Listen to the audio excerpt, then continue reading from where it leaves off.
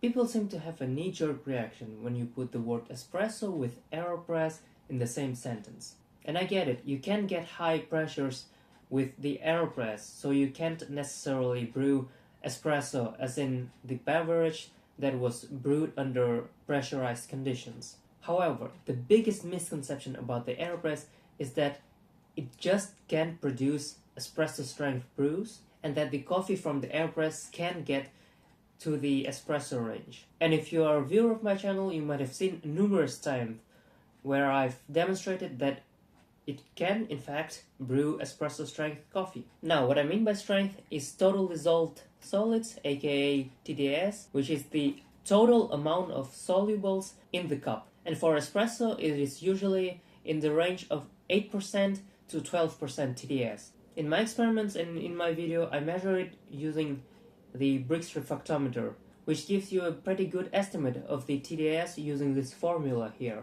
To show you how dedicated I am to this matter and how determined I am to do things correctly and control different variables, I've even bought instant specialty coffee.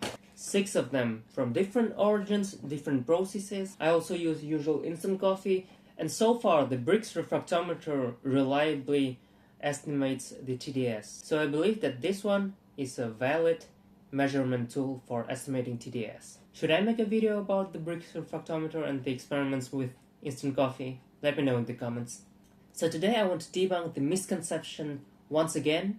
To do that, I'm going to do an experiment that I have done on this channel before, but a little bit more extreme. But before that, I've posted this poll on the community tab of my YouTube channel, and this is actually preliminary experiments that I have done. So what I've done here is I've put the inverted method against the puck percolation method, which I use for brewing espresso strength cups, and I asked my subscribers which brew had a highest extraction yield. And at the time of recording this video, the inverted method got more votes. Let me surprise you. Here's the Brix measurement of the inverted method, and here's the Brix measurement of the puck percolation method. As you can see, the puck percolation method clearly beats the inverted method in terms of extraction, even though the brew time was just 1.5 minutes compared to 3 minutes from inverted method. And surprisingly, the inverted method got 9.2 Brix, which translates to roughly 7.8% TDS, so it was really close to espresso range. While the puck percolation method got 9.6 Brix, so it is in the espresso range. So as you can see, the inverted method got really close to espresso range, and today I want to push it further. And I'm going to put it against the puck percolation method once again, because this video is the first part of 3 video series towards the ultimate AeroPress Espresso-Strength Soup shot recipe. Yeah.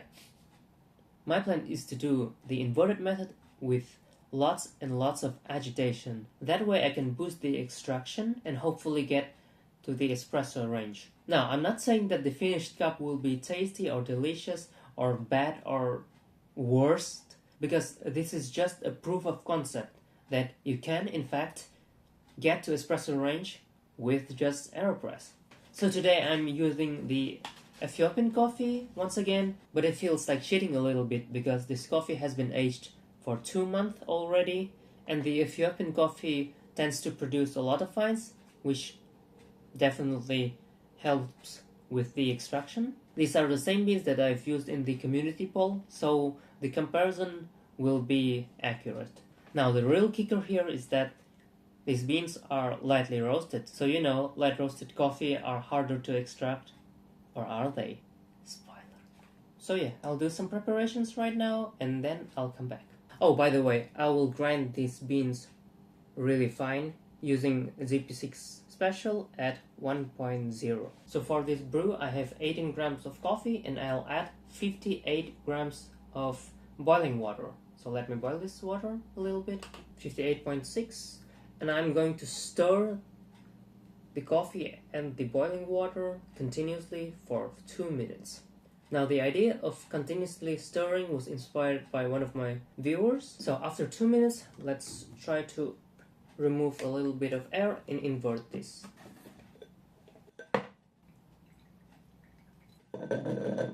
So we've got 35.5 grams of brew, and now let's measure the Brix value and estimate the TDS. The camera doesn't show it really well, but as you can see here, the brew got to 9 Brix, which is a little bit less, even though I've added a lot more agitation to the brew.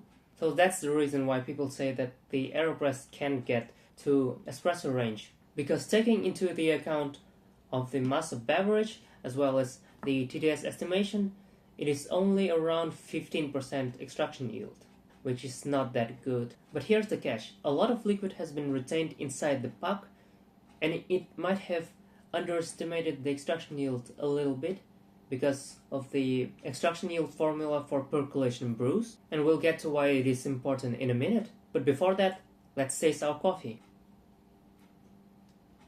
It is pretty bitter, pretty sour, although now that my taste buds have been calibrated, I can taste some florality in it. Overall, it's an okay brew with a decent complexity, but a little bit on the sour, bitter, astringent side. It is what it is.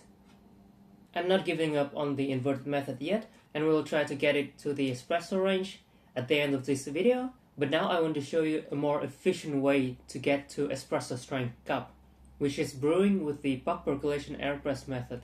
And I've shared the approach several times on these channels already, so if you're interested you can check the links in the description or in the pinned comments. But what I want to talk about is the liquid retained aspect of the brew. When it comes to retained liquid, there is a noticeable difference between the inverted method and the puck percolation method. Because of the longer steeping time in the inverted method, the grounds soak up more water, which leads to less liquid in the finished cup. Whereas the puck percolation method pushes the water through the puck pretty fast, so there is not much time for these grounds to soak up the water and to trap it inside the puck. So that is actually a big difference between the immersion brew and the percolation brew. So yeah, let's stop the talking and brew some coffee. So in this brew I have 18.2 grams of coffee, same grind size, same water ratio, and I'm going to use room temperature to soak the coffee puck. I aimed for 27 grams of room temperature water, but I actually added a little bit more, 32 grams of room temperature water. So because of that, I expect the extraction yield of this brew to be a little bit lower. After that, I added 25 grams of boiling water to a total of 57 grams of water. And then I just pushed the water through the puck for around 50 seconds. 39.5. Let's stir it and taste first because I really want some good coffee. It's good. Wow, the acidity is really bright on this one. There's still a little bit of sourness, I think because I've added just a little bit more room temperature water than I wanted it. Wow, that's a good one. Let's estimate the TDS. Okay, sorry, I just want a little bit more. Oh yeah.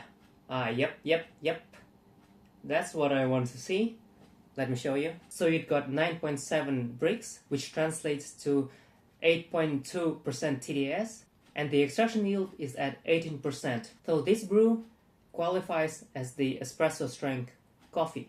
And if you think about it, espresso is just coffee brewed with percolation method under pressurized conditions. So it shouldn't be surprising that if you turn the AeroPress into the percolation tool, you can get espresso-strength cups. Now let me backtrack a little bit and say that, as you can see, the brew got a little bit more liquid than the inverted method. So the inverted method got 35.5 grams out, and the puck percolation method got 39.5 grams out, which is a 4 grams difference. But even then, the Brix measurement for the puck percolation method is much higher than the inverted method. It is 9.7 versus 9.0 Brix. So the extraction really is more efficient in the percolation method than in the inverted immersion method. And again, it is at the same brewing ratio, so roughly the same coffee dose and roughly the same water dose. Oh my god, my cat is coming here. At this point you can see that the claim that AeroPress can get into the espresso range is not true at all.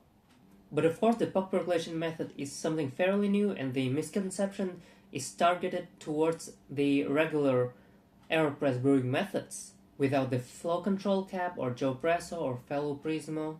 So let's try to actually brew espresso strength coffee with the inverted method, taking into account everything that we've talked and done today. So for this final brew, I'm going to do some heavy lifting. I'm going to preheat my AeroPress first, and then I'm going to add my coffee, 18.2 grams of coffee, and add again 58 grams of boiling water. And I'm just going to brute force it and stir it continuously for 4 minutes. Because the goal right now is not to make a delicious, tasty coffee, but to do the proof of concept. So brute forcing is valid. Maybe I should add more agitation, like this. I don't know. Let's change up the motion and do the north, south, west, east. We're talking away. I don't know what I'm to say. I'll say it anyway. Take on me in a day or two. And so I wake up in the morning and I step outside. Oh, okay, so I've stirred for 4 minutes now. Slowly push our coffee out. We have here 33 grams of coffee, so a lot of coffee got trapped inside the coffee grounds. It smells really good though, not gonna lie. So yeah, let's see how well did we extract. Okay, so I hate to be a bearer of bad news, but it got 9.3 Brix, which translates to 7.9% TDS, which is so close, so close. Taste-wise, it's actually really nice. It has heavier body than the percolation method because it's an immersion brew. It is much more balanced than the first brew of today. So I have 29 grams left, and I'm going to try to pull just a little bit more liquid out. To do that, I'm going to remove the plunger, and I'm gonna add like 5 grams of hot water because it has cooled off. Okay, 6 grams, and let's push them out. Oh wow, I've actually managed to push out 9 grams of liquid. And now let's measure. So now it actually got 9.4 Brix, which is around 8% TDS. So maybe I just needed to increase the ratio just a little bit, add 5-6 more grams of water, and then I could get to espresso strength with the inverted method. And I'll put some calculations here if you're interested. So yeah, I hope that you found this video interesting and insightful, and that you've learned something new today. If I've managed to show you that the AeroPress is a little bit more capable brewer than you think, then that's pretty cool. So yeah, this is the first video of the 3-video series towards the ultimate guide to AeroPress Espresso-Strength Soup Shot recipe. If you're interested, make sure to subscribe to this channel, click the bell button to get notified when the next video will come. And if you want to see some more percolation wizardry, check out this video here. And as always, thank you for watching and see you next time.